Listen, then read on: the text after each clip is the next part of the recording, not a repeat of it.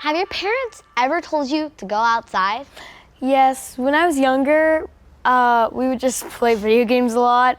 So my parents would just be like, just go do something out in the yard. How about you? I'm usually outside for hours and my parents have to come out there. Where did she go? We know being outside can be fun, but why do our parents always tell us to do it? I don't know, but we have a guest from Akron Children's to tell us why. Hi, Reese and Lily. I'm Dr. Mixit. Thanks for having me on today. I'm excited to talk with you about the great outdoors, one of my favorite places to explore. Many of my patients say their favorite part of school is recess. Well, outdoors can be just like recess, but at home. Outdoors you can explore, use your imagination, and make your body strong and healthy. In fact, experts agree that playing outside is one of the best things we can do. It teaches us how to play with our friends, problem solve, keeps us healthy, helps us grow strong bones, and get faster. But the amount of time kids have spent outside has dropped a lot over the past 5 years. So today, we want to help find ways to help kids spend more time outdoors. Does that help? Yes. A lot. Great. I'll catch up with you guys later. Fine. Okay, those are some good reasons. We're gonna hear more from Dr. Mixit and two other Akron Children's pediatricians, Dr. Malik and Dr. Cora, throughout the episode. Right. They'll pop in to do different segments to offer helpful tips and advice as we look into different ways to get outside and what to do out there. My problem is I don't really always know what to do when I get out there. Maybe we need to get used to going outside every day. That is exactly what our first segment does. We asked several kids to go outside once a day for 7 days in a row. We also asked them to record something they noticed in nature. That could be leaves, clouds, bugs, animals, weather, you name it. Now we get to see what they noticed and whether having a goal made it easier to get outside each day. This is Noticing Nature.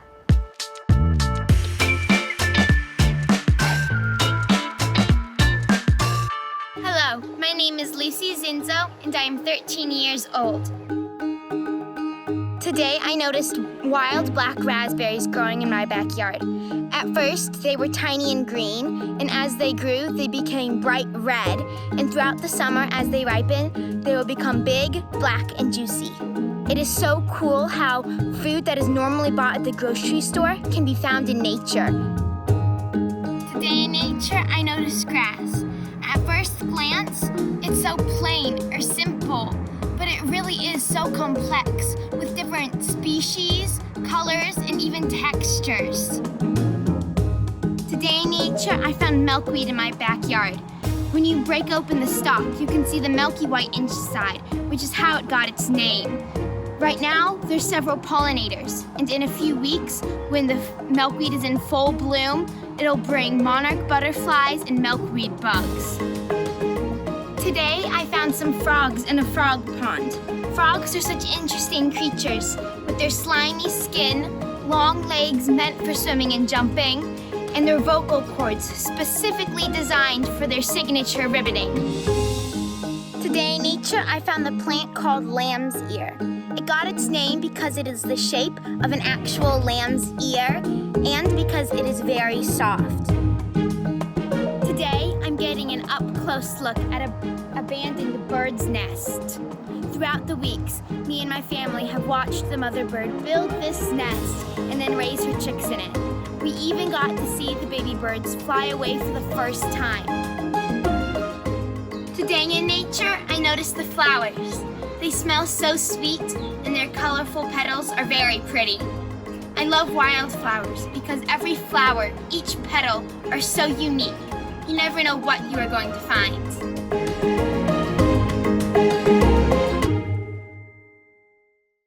As a challenge, just going outside and noticing nature seems simple. I wonder what's in my own backyard that I've never noticed. One thing I've noticed outside recently is mud. It is everywhere, literally anywhere you walk, you will see some mud. Mud is messy, but there's something cool about it too. It squishes, squelches, it's slippery, and it's just fun. As long as you don't bring it inside. Yeah, my mom does not like mud in the house. But this next segment is a celebration of mud. It's called the Mud Cam.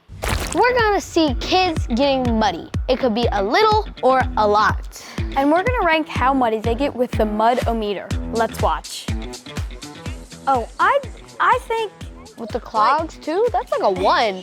I'd say 1.5 because the he just like, I think he just like stomped it. I think it was just his feet. He has on clogs and they have holes in them and then he's walking. Yeah. See? Well, because I feel like from he got his feet wet and then like to here got muddy. Yeah, that's probably 1.5. So, yeah. Jump! Oh wow. Oh, now this is pretty muddy. Let's say This one, that one like. now that went. the little baby right there when she sat down. Yeah.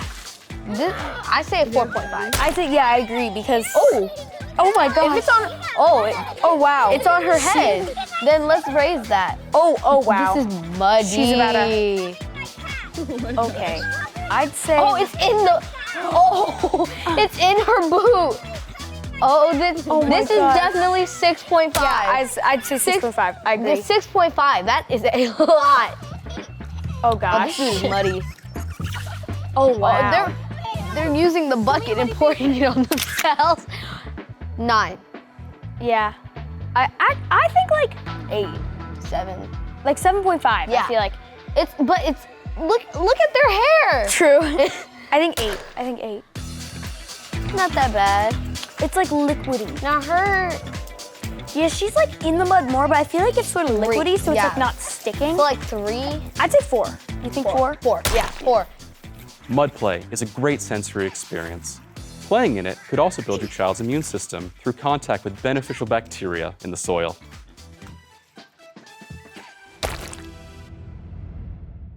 I don't know if I have ever been that muddy. Challenge accepted. So far, we've seen a couple ideas for what to do outside. This next one is something you can do all over the country. You may or may not get muddy. It's earning a Junior Ranger badge. Almost all national parks have a Junior Ranger program where you get outside, explore, and learn about the park. And there's one right in our own backyard. So, Lily and I are going on a quest to the Cuyahoga Valley National Park. We'll see if we can earn our Junior Ranger badges in just one afternoon. And best of all, it's free and open to anyone. Let's head on to the park. This is the Junior Ranger Quest.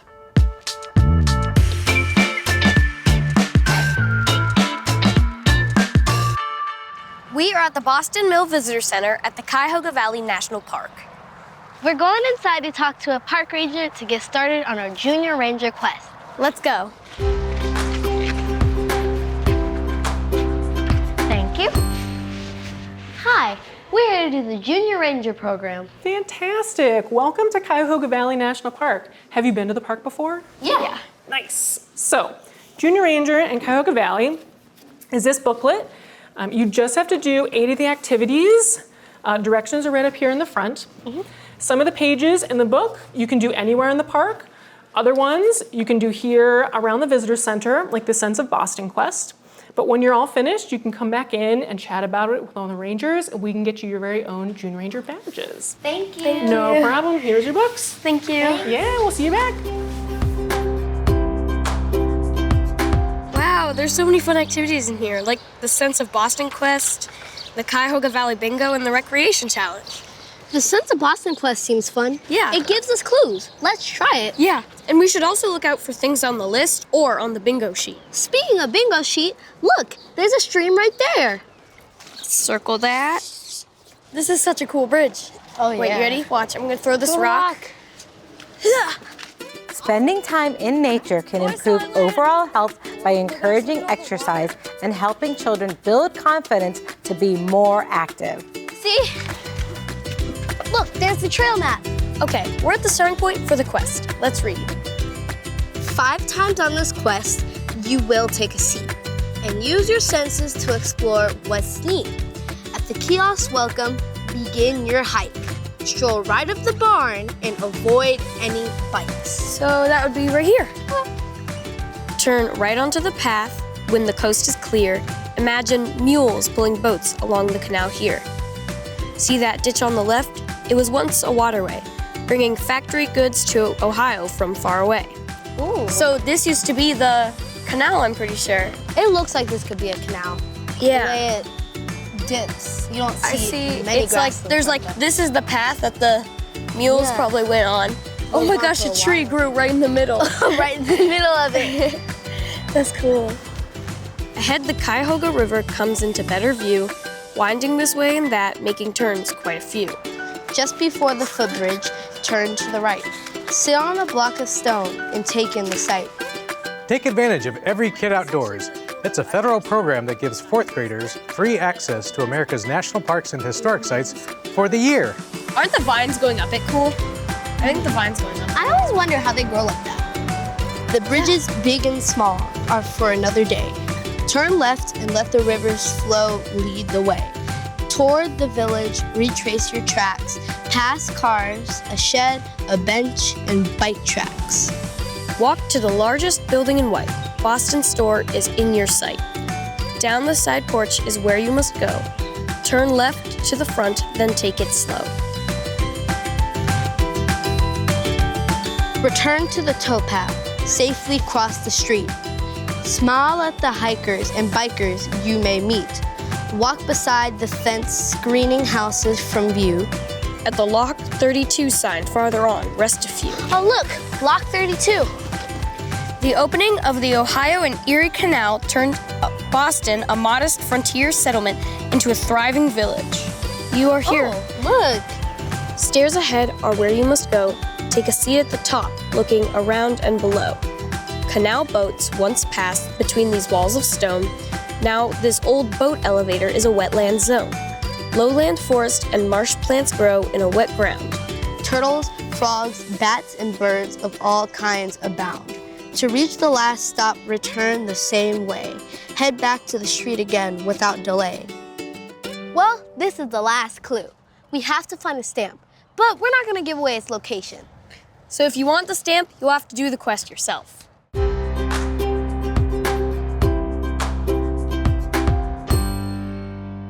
The Boston quest is done. Let's do the recreation challenge. For this challenge, we have to check off one thing on this list for every year old we are. So I have to do 13? I only have to do 11. Cheater, you're lying. This is cheating. Okay, let's start. Well, let's do it. I hiked on Blue Hen Falls Trail. We did that. I took a picture of me in the park. I climbed 20 steps. I found a trail sign. Yep. I ran for more than 1 minute. Yep. We did not ride a bike, but we did cross a footbridge. Yes. We're having a picnic in a park right now. We sat quietly on a rock. We completed the Sense of Boston quest. We did skip inside a yellow train station. That was lots of fun. I played rock, paper, scissors in the park. I found a trail map on a park bulletin board. We did do that. We found a stick shaped like lowercase L. Yep. Skipping stones, we just skipped stones. I think that counts too. Well, do you want to count them? Sure. Okay, let's see. 1, 2, 3, 4, 5, 6, 7, 8, 9, 10, 11, 12, 13, 14. So we both 14 did it. out of the recreation challenge. Great. Cool. Let's go back to the visitor center to get our badges. You're gonna stand nice and tall, raise your right hand, repeat after me. As a junior ranger, As a junior ranger, I will protect this park from danger. I will protect this park from danger. I'll respect all the plants, I'll respect all the plants even the teeny tiny ants. and even the teeny tiny ants. No raccoons will get my food. No raccoons will get my food, And I'll pick up litter because I'm a cool dude. and I will pick up litter because I'm a cool dude. A junior ranger's job is never done, A junior ranger's job is never done, but it is the most fun. but it is the most fun. Congratulations! Yes, we did Good job. Can I get a high five? Very good. All right, here are your official Junior Ranger badges. Whoa. Very good. And here are your books back as well. Great job. Thank you. Yeah, have a great day. You too.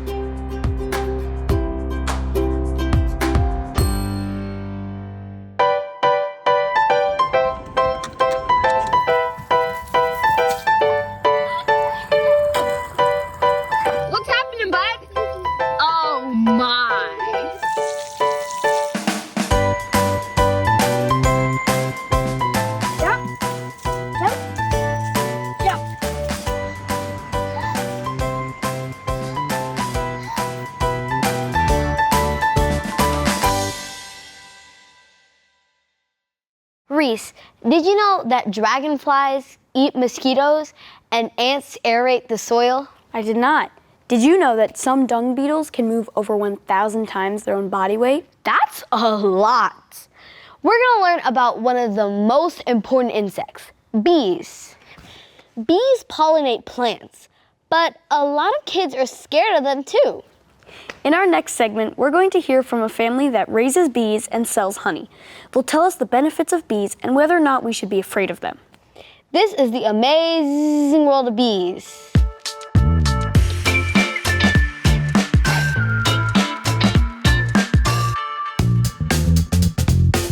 Hey, I'm Wesley the Keeper. I'm Rebecca. I'm Bella. I'm Cadence. I'm Samuel. I'm Kathleen. I'm Luca. And we're the Akron Honey family.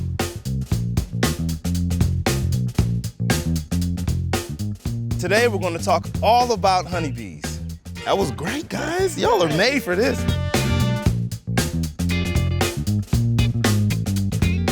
Did you know honey is sweeter than sugar? What? Yeah, it is 25% sweeter than sugar. How do honeybees taste? Oh my gosh, lift their feet! What? How do honeybees talk to each other? What's a dance?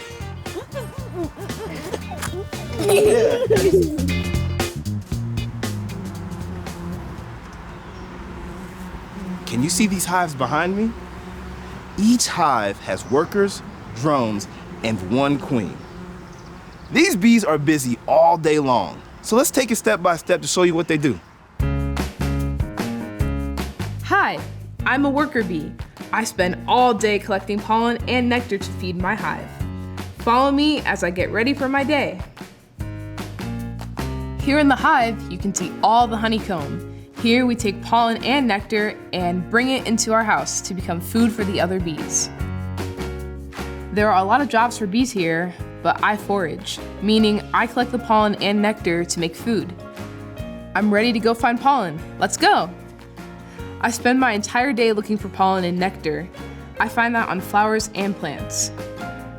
I can fly up to 5 miles away from the hive to find food. Flowers often have pollen, which is like a dust. I collect it with the fine hairs all over my body, which makes me look fuzzy. That's how you can tell me apart from wasps, yellow jackets, and other insects like carpenter bees. They have smooth, shiny bodies. They're also more aggressive than I am. All I care about is getting food for my family. So unless you mess with my hive, I'll leave you alone. If I fly close to you, don't worry. I'm just looking around for food, and you might be colorful like a flower, so I have to investigate. When I carry pollen from one flower to the next, I also help plants reproduce and create food. You see, many plants depend on me to make fruit, like bananas, blueberries, apples, melons, potatoes, and more. Coffee too. Without me, your parents might be pretty grumpy in the mornings. There are also other pollinators. Butterflies, beetles, moths, hummingbirds, and even bats pollinate plants. Now I'm heading back to the hive to store the pollen and help turn it into honey. Thanks for flying along with me. So how can we help save the bees by making sure they have everything they need to eat? 2 ways. Number 1, let's just stop spraying everything. When we spray the crops that they love, we're contaminating their food source, and that's bad. Number 2, let everything grow. When we let the plants grow that bees love, we don't have to worry about proactively feeding them. Mother Earth does that already. Honeybees are our friends. The best thing we can do is step back and let them be. We're back, and we've seen a lot of fun activities to do outside. But this next segment is all about enjoying one of nature's simplest pleasures. Puddles! Let's meet a kid who loves a good rainy day. This is the Puddle Hunter.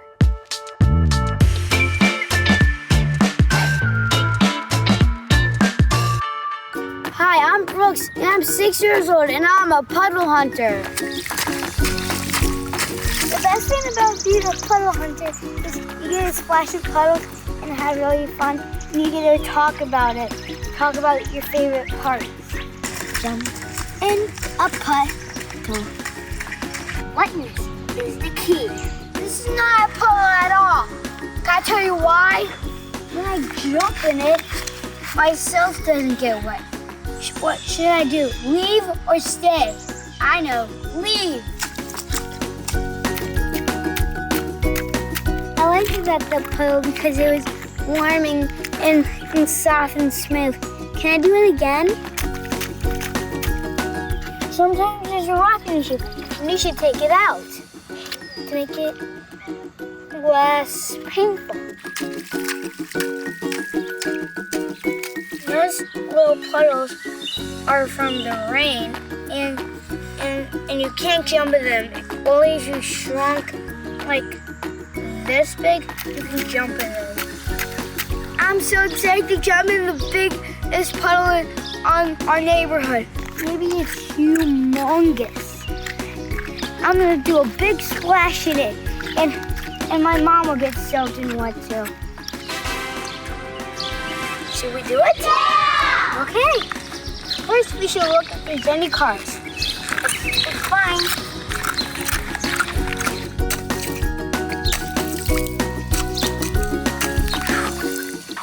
Got ya.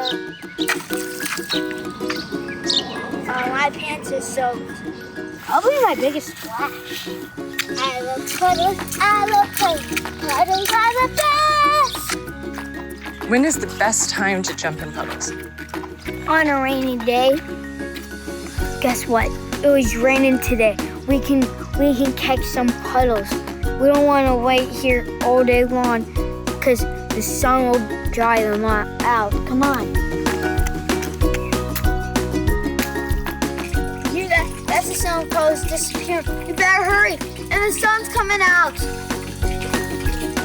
Guys, look, it's a mud puddle. I'm so excited.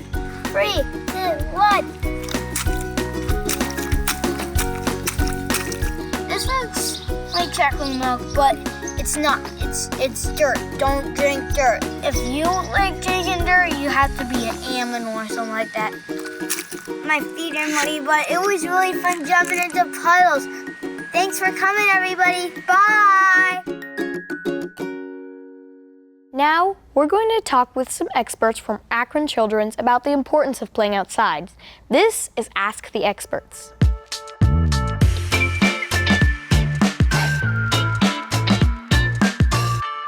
Hi, Reese and Lily. Hello again. Good to see you. Hi. We have Dr. Mixit and Dr. Cora with us today. Thank you both for joining us. Could you tell us about yourselves and what you do? Absolutely. My name is Dr. Mixit. I'm a pediatrician at Akron Children's in Warren. And I'm Dr. Cora, and I'm a pediatrician in Mayfield Heights. We have some questions for you about why kids should spend more time outdoors. Our first question is, does spending time outside make us healthier, and why? I tell my patients that no summer is complete without scraping a knee or elbow. Just make sure it doesn't get infected. But kids' bodies are growing, and so getting outside helps them improve their motor development and build muscle, and surprisingly, it also lessens the risk for nearsightedness. And lastly, getting outside, getting sunlight helps build your vitamin D levels, which also helps make your bones strong. It's also great for your mind as well. In the sun and fresh air, we feel better, and when we use our imagination and explore nature, it makes our mind stronger as well and helps us learn about the world around us. Is there a difference between spending time with friends online and spending time with them in person outside?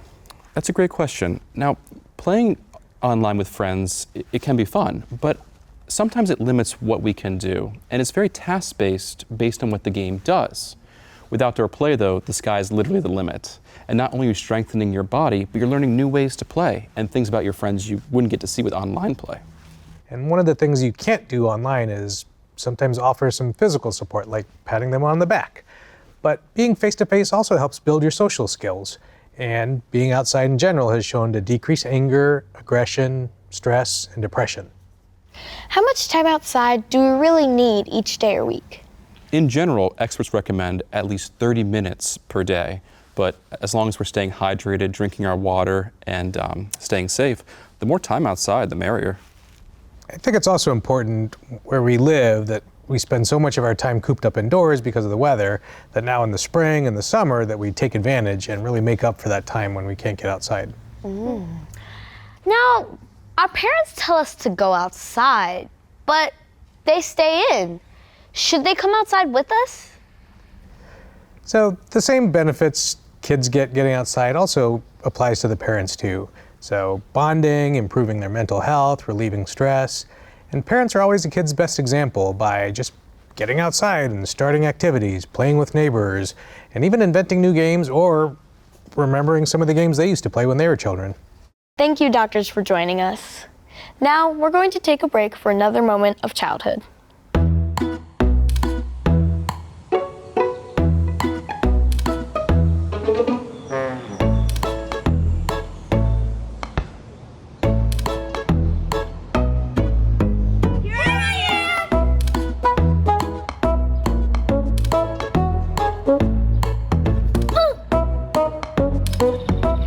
Where are you?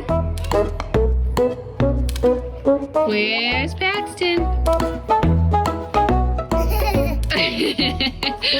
6, 7, 8, 9, 10.